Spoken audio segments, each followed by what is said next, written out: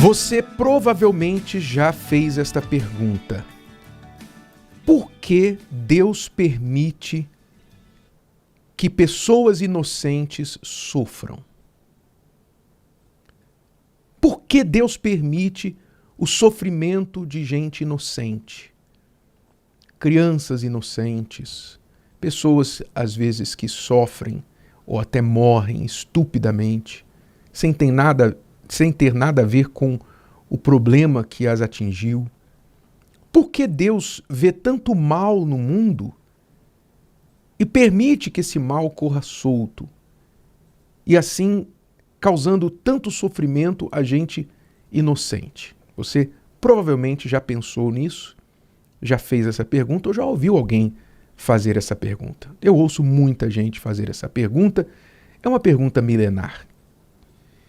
Agora, sabe o que eu não ouço ninguém perguntar?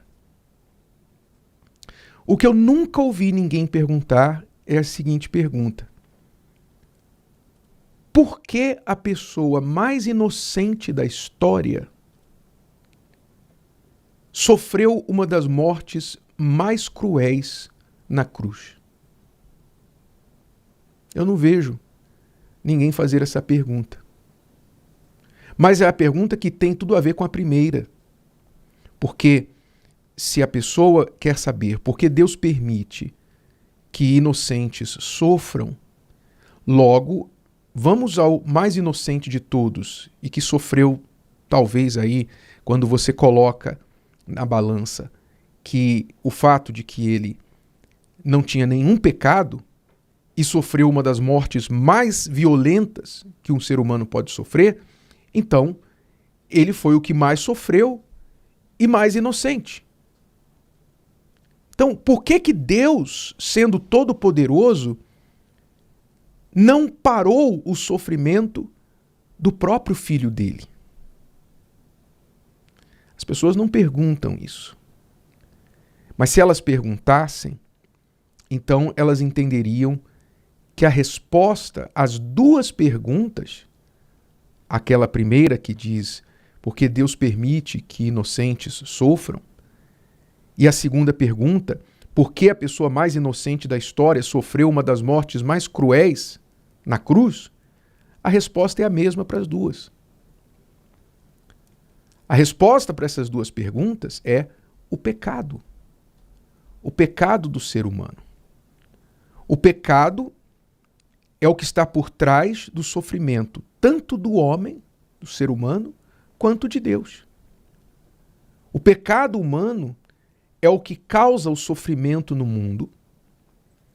E por causa do sofrimento no mundo, Deus também sofre.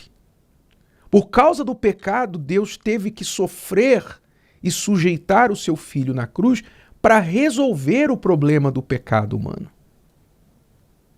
Então veja, pelo sofrimento do Filho de Deus, nós entendemos que nem Deus pôde poupar a si mesmo do sofrimento. Porque o sofrimento é consequência de uma outra lei que está em vigor na humanidade, que é a lei da livre escolha, a lei da vontade humana. Porque Deus criou o homem dotado de vontade humana, vontade própria, então o homem sofre por causa dessa vontade, quando ela se inclina para o mal, e Deus também sofre por causa da vontade humana. Você vê que, pensando mais profundamente sobre isso, se o homem não existisse, a existência do diabo seria irrelevante para Deus. Totalmente irrelevante. Se o homem não existisse, se o ser humano não existisse, o diabo já estaria resolvido, expulso da presença de Deus e totalmente impotente para fazer qualquer mal a Deus. O diabo só consegue atingir Deus através do homem. E quando que o diabo atinge o homem? Quando este submete a sua vontade ao diabo, tirando-a da submissão a Deus. Então, eu sei que é muita informação para você digerir aí, mas É importante que você pacientemente raciocine, pense comigo sobre isso. Por que Deus permite que as pessoas inocentes sofram? A vontade humana, o pecado, causa o sofrimento humano. Se Deus for impedir que as pessoas sofram, ele tem que tirar as vontades delas. O livre acesso, o poder de agir livremente. Então, o ser humano não seria mais capaz de escolher o que ele quer. Logo, ele seria um robô. Então, qual é a glória de uma pessoa que não tem liberdade para escolher o que ela quer? Qual seria a glória de Deus se este ser humano o obedecesse sempre, se ele foi programado somente para obedecer? Então você entende que não dá para ter as duas coisas. Um ser que é livre para fazer o que quiser e, ao mesmo tempo, ficar livre das consequências do que ele faz. Então, a vontade humana insubmissa à vontade de Deus é a razão, é a causa do sofrimento humano e também do sofrimento divino. Guarde isso com você. Guarde esta lição. A sua vontade é contra você. A nossa vontade é contra nós. Nós não sabemos querer. Sabe, a nossa vontade está corrompida, assim como as faculdades mentais de uma pessoa que está com um problema mental, com algum problema que atinge o seu intelecto, estão corrompidas e as impede de tomar decisões. Se você tem alguém na sua família, por exemplo, que tem um problema mental, então você sabe que essa pessoa não pode ser deixada sozinha. Se ela não pode usar as suas faculdades mentais da forma correta, se ela está louca, digamos assim, com algum problema mental, um problema de saúde mental, se ela for deixada sozinha, ela provavelmente vai se machucar ou vai machucar outras pessoas. Então a pessoa que não está podendo usar as suas faculdades mentais corretamente, ela tem que ser restrita. Ela tem que ficar confinada, ela tem que tomar medicamento forte. Alguém tem que estar sempre cuidando dela. Senão ela vai fazer mal a si mesma ou a outras pessoas.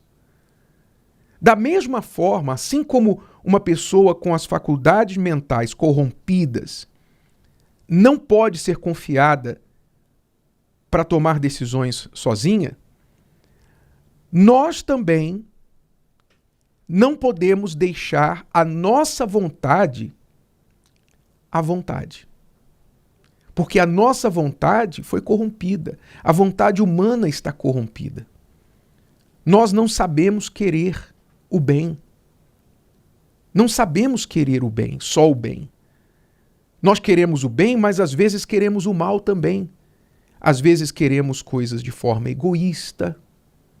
Queremos coisas que nos dão prazer inicialmente, mas depois nos fazem mal. Não é isso? Você come demais, por exemplo, com os olhos, porque a comida é muito gostosa e tal. Daqui a pouquinho você tem problema de saúde, você está sobrepeso, quer dizer, a sua vontade fez mal para você. Fez bem inicialmente, mas depois fez mal. Você olha uma pessoa, gosta da pessoa, se apaixona pela pessoa, mas ela é casada. Ou você é casado e vê uma pessoa fora do casamento. Aí você vai dar vazão àquela vontade, àquela paixão, se envolve com aquela pessoa. Inicialmente você tem alguns minutos de prazer, se tiver. E depois você destrói a sua família, o seu casamento e o casamento de outra pessoa. Quer dizer, você quis uma coisa que te fez mal e fez mal a outras pessoas. São apenas alguns exemplos. A pessoa quer ter dinheiro, mas não quer o trabalho de ter que ganhar esse dinheiro, ter que suar a camisa, o rosto para ganhar esse dinheiro. Então ela faz algum tipo de esquema, de golpe, ela engana, ela rouba, ela passa alguém para trás. Então ela causa injustiça nesse mundo. Até ganha dinheiro, mas depois fica com um problema com a justiça, vai acabar na cadeia, não tem paz, tem dinheiro, mas não tem paz porque tem que ficar cobrindo os seus rastros de coisa errada que fez. Então, você vê que as pessoas têm a vontade corrompida. A vontade humana é corrompida. Isso está dentro da gente. Isso é desde criança. Porque está no sangue humano. O pecado está no sangue.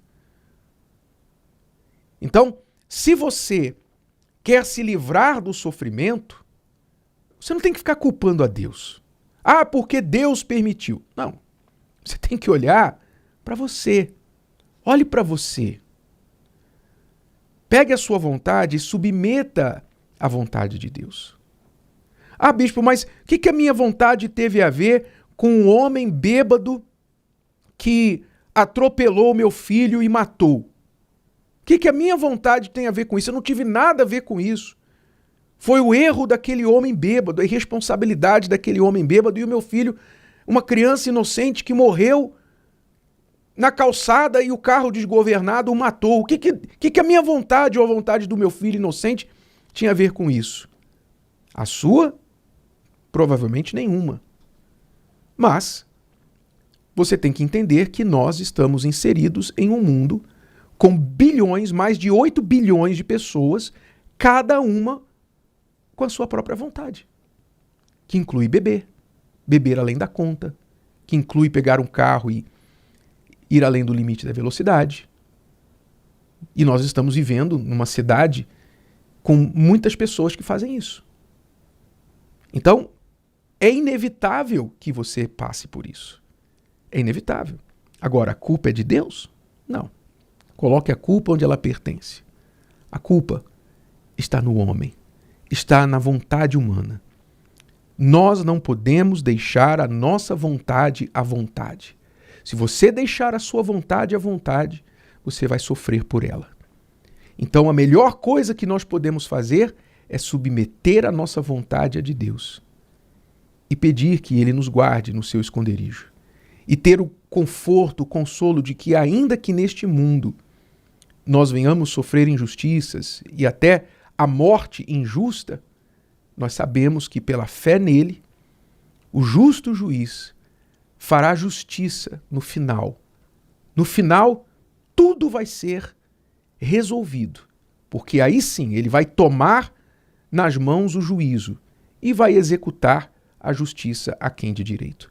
É melhor que você esteja em paz com o juiz do que em guerra contra ele. Se o vídeo de hoje te ajudou, você conhece alguém que vai ser ajudado por essa mensagem, passe adiante. E se você ainda não inscreveu aqui no canal, inscreva-se agora. Até a próxima.